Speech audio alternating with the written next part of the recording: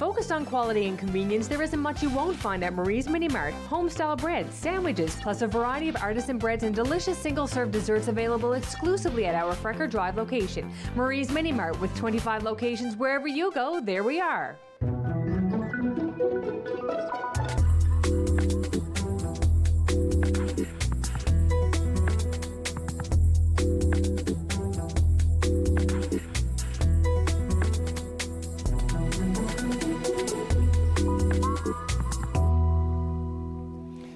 Hello, I'm Karl Wells. My guest today is a performer, an actor, a musician, singer, and a tour operator.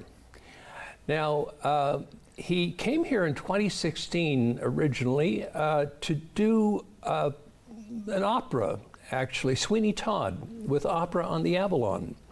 But he's most famously known for a production we've all heard of and come to love. It's called Come From Away. He was in the Toronto production of Come From Away, and he played the mayor in that production.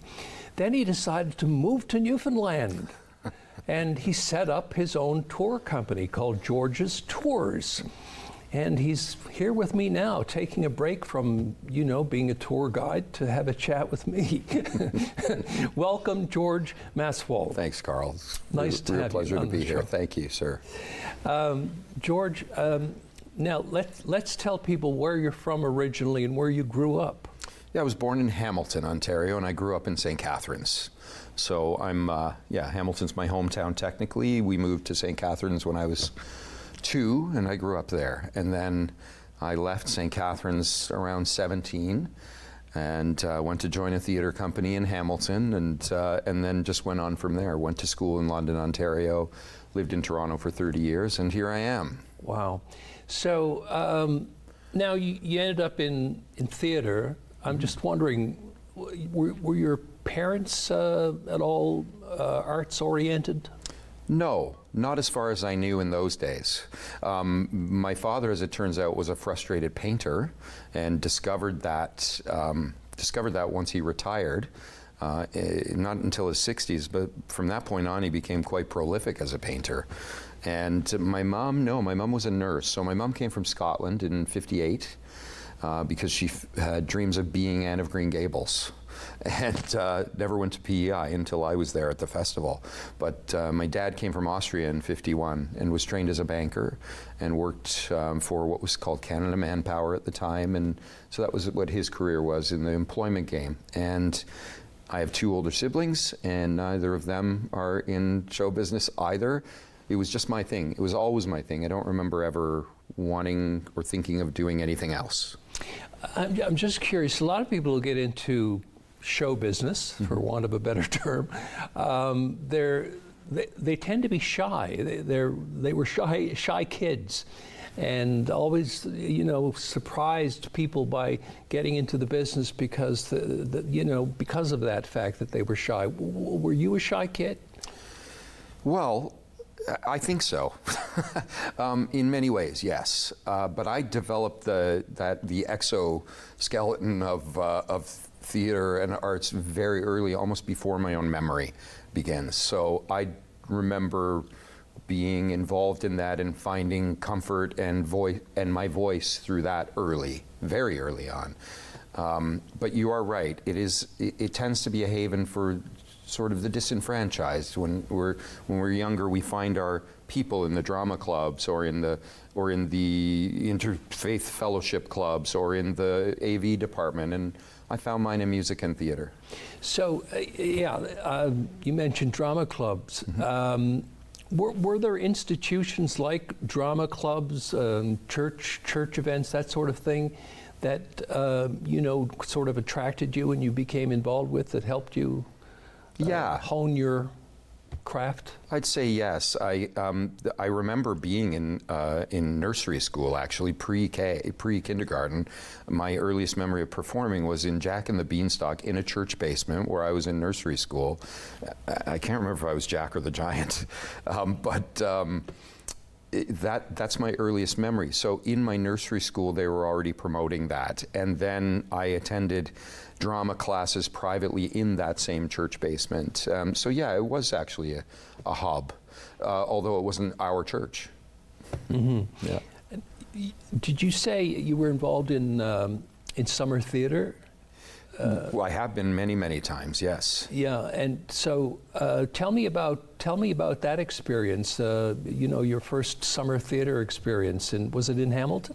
Yeah, so I was already starting to do community theater, and there was a small professional theater company in St. Catharines at the time called Press Theater. And because I was the up-and-coming theater kid, when they needed people to flesh out the ensemble that they didn't have to pay, they came to the high school drama teachers and said, who are your kids who are drama interested? And then we got to be in the play. So I started networking at that point. And then there was an audition advertised in the Hamilton Spectator for a summer student company, like All-Star Hamilton Student Company. Well, I didn't live in Hamilton, so we went to Hamilton, I auditioned, we gave my uncle's address in Hamilton so that I had a Hamilton address. I lied, Carl, is what happened. And I got in the cast, and so I was in this summer group of all kids my age, but who were the cream of their school's drama departments. Plus, they hired a couple of professional actors to work with us and mentor us, which is funny because that's kind of what brought me to Newfoundland in 2016. Cheryl Hickman and Jonathan Monroe asked me if I would come and work at Opera on the Avalon, which was a teaching company. So I was then in that mentorship role here. So that's what I started with. It was a company called New Faces in Hamilton, and we occupied a Hamilton place, and we did 3 shows in Rep each summer. I did 2 summers there on the main stage at Hamilton Place. So it was a great experience for all of us, and many of us went into the business thereafter. So is it fair to say that most of your work has been in musical theater? Have you done plays? Yes, certainly, and I started out that way. But you know, when a talent is identified, that kind of gets pushed. So because I could sing, I ended up in musicals. And yes, not all actors can sing. No, that's true, and not all singers can act. Right. So I found a way to do both. So yes, I went into that, and not to mention also, hell of a dancer, Carl. Got to be able to dance if you're doing a musical, right? I know, it doesn't look like it on the outside, but this guy can move. Yeah, well, yeah, there's a lot of movement in, well, Come From Away, for example. But before we get to that, I'm just curious. Were you the type of kid who watched a lot of movies? Yes. Watched a lot of musicals? I watched with my mother. So I was a swimmer as a kid, and I was prone to ear infections. So there were many nights I remember lying awake with pain in my ear, and my mother would put eardrops. So I would lie with my head on her lap, and we would watch Elwy Yost's Saturday Night at the Movies, which was a TV Ontario thing. I don't know, did you get it here? Were you able to see it? Well, you know, I know about it. We did not get it on TV Ontario because, of course, we're not in Ontario. Yeah. But when I was a kid, and I'm dating myself now, Elwy Yost used to do a program on CBC in the afternoons. And he'd start out on a Monday, and he would show half an hour of a movie, and then on Tuesday he'd show the next half hour, and by the time you got to Friday you saw the whole movie. Oh, that's great. So I remember watching The Invisible Man, and with Claude Rains, and Elwy Yost would come on and he'd describe, you know, the character and what was going to happen in this particular section of the movie. And so he carried that forward into a longer format when he went to Saturday Night at the Movies then. Exactly. And for me as a young boy interested in this genre, film, television, theater, whatever it is, acting. I just liked acting. I knew that I liked what they did.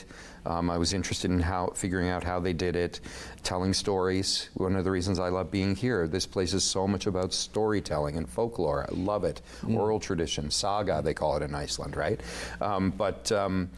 Yeah, I would lie awake with my mom often, even when I wasn't suffering from an ear infection, but my mom and I would watch together old movies that Elwy Yost would air one, and then he would talk about that and maybe have a guest and interview them and then air another one. Often I couldn't stay up for the second one, but I saw, that's what I saw Wuthering Heights. That was my first experience seeing Olivier act, and Hepburn, all of them.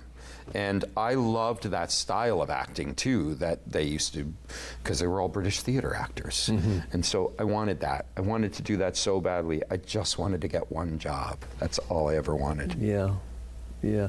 Now, speaking of that one job, do you remember your first paid job as an actor? My first paid job was at the Press Theater when I was a kid in high school, and then that summer program, New Faces, we were paid. So that was a government seed program to a higher student program, basically.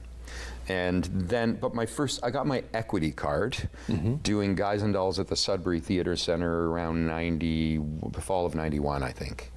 Yeah, I went away to school, and my father didn't want me to go into this professionally, because as an immigrant, struggling to make it in Canada, it was important to him, like many immigrant parents, that their kids do something solid, which that didn't appear to be. But I always believed that it could be. Sure. And so we fought a lot about that. And it drove us apart in many ways in those days. We came around on that eventually. But yeah, so I was I was a bit of a rebel in doing it. And so I went away. We made a deal. I would go to university. I was going to move to Toronto. I had an agent. I was going to move to Toronto and just keep working at 18. But he wanted me to get a degree, so I made a deal with him. If I got in anywhere, I would go. And I was admitted to the University of Western Ontario to the opera performance program. So I studied that very briefly and switched into English Lit, and loved my time at Western, as it turns out, and made some of the most important connections of my life that are still with me today. So it was time well spent. But the day I was finished, I got a call and offered the gig at the Sudbury Theater Center, and off I went. So just staying in the Toronto area, Canadian Stage did a production of London Road, which won a Dora Mabel Moore Award, which I guess would be kind of the equivalent of a Tony Award. Yeah, they're the Toronto version of that. Toronto version of the Tonys, Dora Mabel Moore Awards. So you were in an ensemble cast that won that award. Yeah.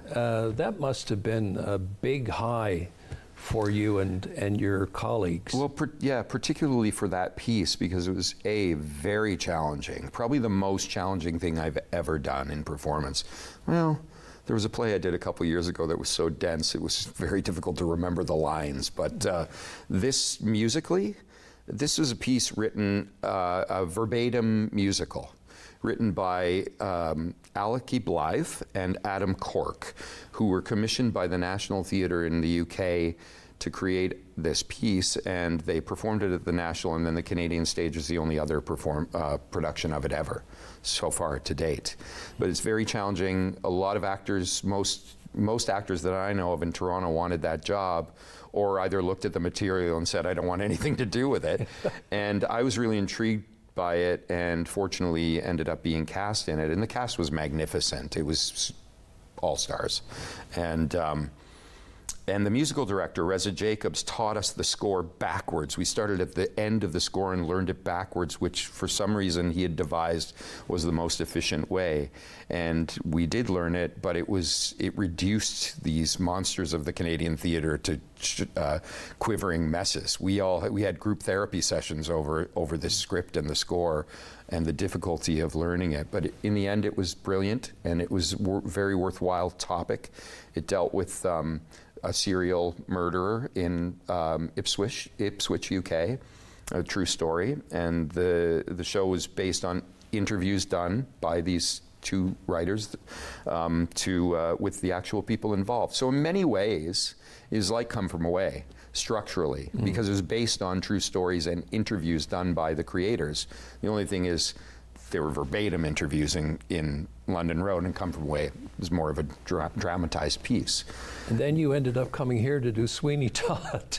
Well, I had done Sweeney Todd a number of times. If I was known for anything before Come From Away, it was probably Sweeney Todd. So I'd done it a number of times in Vancouver, a couple of times, and in 2015, I think it was, my Sweeney Todd career had been dormant for a dozen years, but the Vancouver Opera was in a situation where their big opera star singer that they had hired was he was missing 2 or 3 notes in the middle of his voice. Oh. And so I got a call out of the blue saying, could you sing Sweeney Todd in Vancouver tomorrow night?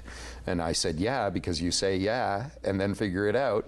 So I got on a plane, I was in Vancouver the next day, and seated in the audience between the Premier of BC and the Mayor of Vancouver, and the performance began, and I heard him lose his voice. So I went backstage, and I took over about 15 minutes into the performance. We finished it, and then I went on again the next day, which saved the Vancouver Opera a ton of money. George, that is so brave. Well, I don't know. So brave. I don't know if it is or not. I just went for it, right? And you know, when big opportunities come my way, I try and say yes. And if there's a modicum of doubt in my brain, I figure it out. So that is what I did there, and that's what I've kind of been doing for my whole life, is figuring it out. So how was the experience doing Sweeney Todd here when you did it here? Well, this is why I got the call. It was because it was in opera news around North America. It was on CBC As It Happens, all that stuff. So it started bubbling again. Yeah. And my good friend Jonathan Monroe, who I'm sure you know, yes, and is well known to your viewership, I'm sure, called me and said, hey, I'm directing and musically directing for the opera company in St. John's, Sweeney Todd. I really want you to come do it. And I said, Johnny, yes, when and where? I'm there. I've never been to Newfoundland before, and I don't know anything about like most Canadians, don't know much about the place. So I took the opportunity, said yes. And Karl, as the plane was coming through the fog and the clouds, and I saw the forests and the ponds below, wasn't anything like what I was expecting. And I actually felt something grab my gut, and I knew change was occurring. And then you did Come From Away, and was that the catalyst? No, the catalyst was a person named Deneen Conley. Okay. Who I met within my first, I say hour, but I'm being dramatic about it. Yeah. She'll say it was about 2.5 hours. So I was in town about 2.5 hours, and I was out looking for some food, and it was May 27th. It was 1 degree, and the wind was blowing so strong that I couldn't fall down if I tried. And I found my way to it was a Sunday evening, I found my way to the Underbelly and had a nice steak. And then I walked down Water Street and saw a little sandwich board outside of the old Black Sheep that said open mic. And I thought, St. John's open mic is going to be brilliant, because I know the musicians here are amazing across the board. So I went in, and there were about 4 people in there, and one of them was Deneen, and we chatted and we spent some time together that month. And there were some complications to overcome there, but we did. And then about 6 months later, I was asked to audition for Come From Away, and Deneen helped me with the accent. And wow, and that's good. And I auditioned, and well, the rest is history. Yeah. What was it? What is it about that show that speaks to people? I mean, it became such an international hit. I mean, was that a surprise to you that it became so? I mean, I was in London and saw the billboards, and you know, and it's in many other countries. It was in many other countries as well. It's just, it was such a, it took off. Well, we all needed something around that event. Maybe we didn't know it, but you need trauma. You need the human experience is reflected in art. Artists reflect human experience, so that we can see ourselves through a different lens. And that story needed to be told at some point. And how are you going to tell that story? So Michael Rubinoff was aware of the documentary that Tom Brokaw had made for the Winter Olympics, and thought it was a good idea for a musical. I didn't know that. I didn't know that's how it started. I know of the Tom Brokaw documentary, but I didn't realize that the two were Yeah, like that. and I may not be 100% accurate on that, because the book, The Day the World Came to Town, also plays a part in the early days. But Michael then pitched the story to some writers, and David and Irene were the ones who chose to go down that path, and then went to Gander for the 10th anniversary of 9/11 and just started interviewing people. And one of my favorite stories from that Claude tells me, who I ultimately played, was that he said when they first came into the office to interview him, they chatted for a while, and once they left, he buzzed his receptionist and he said, "There's two kids going to be on welfare," for telling a story about people at Gander. And of course, the opposite is true. They've done quite well for themselves. But the reason the story is so popular worldwide is because it's a beautiful story about beautiful people who did a beautiful thing, and at a time at a very, very unusual time. Imagine those people not even knowing where they are in the world, and not knowing if they're going to be there for the night or forever. And the people of Gander too not knowing. And I know it wasn't just Gander, and it was Newfoundland, and it was Canada. Airports were taking planes everywhere, but unique in Gander because of such a small insular community for so long, and then boom. I mean, I'm sure Claude never envisioned a day like that in his, when he decided to run for mayor. You know? No, and the other thing about Gander is they had a lot of space there. Yes. Like literally airport space. Yes. So then you end up living here, and you've started this tour company, which is in some way linked to Come From Away. Just explain that to me. Well, yeah. So when I've got to stop saying yeah. My tour guests this morning are from the Carolinas, and they said, it's rude to say yeah. Okay. I said, well, not really. It's positive, I think. Anyway, yes, Karl. Yeah. But yes, so, well, a lot of complicated things happened during the pandemic, and one of them was when Come From Away closed in March of 2020, initially because of the pandemic, March 13th, Friday the 13th, we were encouraged to hang on, not take any other gigs, stick around, because we were coming back in a month, 2 months, so on and so forth. But, you know, we weren't being retained or anything, so I was sitting in Toronto paying a lot of money in rent. Deneen had come to Toronto to spend that time with me. My stepson Logan was up there as well and was going to attend George Brown. And none of that happened because of the pandemic. So we were just sitting there in a very expensive house, and my income had stopped. So after a year of that, Deneen said, let's go home to Newfoundland. It's getting worse up here, and Newfoundland's doing all right. So we came home, and it was the best thing.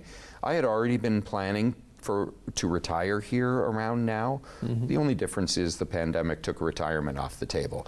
So then we went back in end of 21 to try and bring Come From Away back, and it lasted only 10 performances, and then Omicron came through and they shut us down permanently. So that was my financial comeback plan, a pretty good one, but then that rug got pulled out from under and we weren't coming back. So I had to come up with something to do if I wanted to be here. And also the age that I was at and the amount of time I'd spent in show business in the theater in Canada, I kind of saw the writing on the wall for myself and decided it was time to change. And I love it here and I want to be here. So I came up with a few ideas and pitched them to various entities, and this was the one that the lights were green all the way. Well, I think it's great. Now, just describe a typical, try to describe George's tour for me. You know, where do you take we go? people? What do we do? How does it work? Yeah, it's, well, the initial concept was going to be a Come From Away reality tour, and I asked the Junkyard Dogs, the New York producers of Come From Away, if I could use the branding in Newfoundland, and they granted me those rights, which was very, very, very useful. And so I'm very grateful for that. And I initially was going to do a 4-day Come From Away reality tour where I take people to Gander, meet all the real people, stop in Dover, Zoom in Nick and Diane, who were the couple who fell in love there. All of that stuff was arranged. But then when I got here in June of 2022, ultimately, I didn't want to be away from home 4 days a week. So I thought, that's not going to work for me. So I just started out on a small scale in a little car through Airbnb experience, doing a local tour, Cape Spear, Petty Harbor, Signal Hill, Kitty Vitty. But I also took people to my favorite, so you keep hitting the mic. I also took people to my favorite places. So one of the first places Deneen ever took me when I came here was St. Philip's. So I would take people to St. Philip's to listen to the Rolling Rocks. And we'd have lunch by the beach, and you know, the freshest fish you can get right there overlooking Conception Bay. And I'm very good friends with Greg Hocko, who grew up on Bell Island, so we talk a lot about Bell Island. And we have a band together, and we released a song about the ponies who worked in the mine called Bell Island Pony. So I tie that all in with them, and I share my personal experiences with them. Many times they're fans of the show, many times they're not, but they also like the showbiz stories. And why a mainlander has chosen to live here. Why have I chosen to live here? And I also have a kind of a not so secret agenda based on, when I first arrived here, the current government had just been installed, and I was listening to the Premier's speech, and he was talking about the debt versus population dilemma, and that immigration and investment are the keys to that. So I thought, in my small way, I can affect that. And I have done so, Carl. I already have 3 people moving here. You mentioned Greg Hocko. You're in a group called the Rowdy Men. Correct, yeah. A musical group. Tell me about that group. Sure, well, that emerged out of Come From Way. So Greg and I met in Come From Way. We were in Winnipeg, where we launched the Canadian production. And we were at a party, and I said to Greg, you know, this is going to be big, and people are going to learn about Newfoundland that have never been there or know anything about it, and they're going to want more Newfoundland culture. I said, we should do something that lives past Come From Way. It'll be around forever, I hope. But that we can do, that we can continue to take Newfoundland culture to people. So he said, let's have a band, and let's, him coming from a musical background, and he said, we got to get Jerry Finn. Now, I didn't know who Jerry Finn was, but fans of music, Canadian rock music in Newfoundland will know. Apparently, I've learned that Jerry's quite legendary. He plays in a band called Killer Dwarfs. He plays with Burton Cummings. He was in Helix. He's all over the place. So we got Jerry Finn, and we decided we're going to do Newfoundland music, traditional, contemporary, and original. So that's what we've been doing, and we've been playing to the Newfoundland diaspora across Canada in mining communities and so on and so forth, and also performing arts centers. So we've been doing that now we formed during the pandemic, and we've been doing that with the increasing success for the last couple of years. And in fact, we're doing our first Arts and Culture Center tour in the fall, and we'll be here in St. John's in November. Well, 2024, November 24. And I wish you the best success with that, and the best success with George's tours going forward. Thank you very much. And hopefully, maybe you'll find time to get back on the stage at some point too. It comes up from time to time. We'll see. Yeah. Thank you, George. Thanks, Carl. And that's it for today's program. Thank you for watching. I'm Karl Wells. We'll see you again next time.